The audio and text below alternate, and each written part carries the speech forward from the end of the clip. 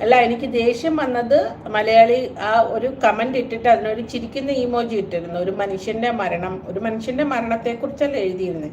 എന്നിട്ട് അതിന്റെ അവിടെ തന്നെ അതിനോട് ചേർന്ന് തന്നെ ചിരിക്കുന്ന ഇമോജി. ഓക്കെ, ആ മനുഷ്യൻ ഒത്തിരി നല്ല കാര്യങ്ങൾ ചെയ്തിട്ടുണ്ട്.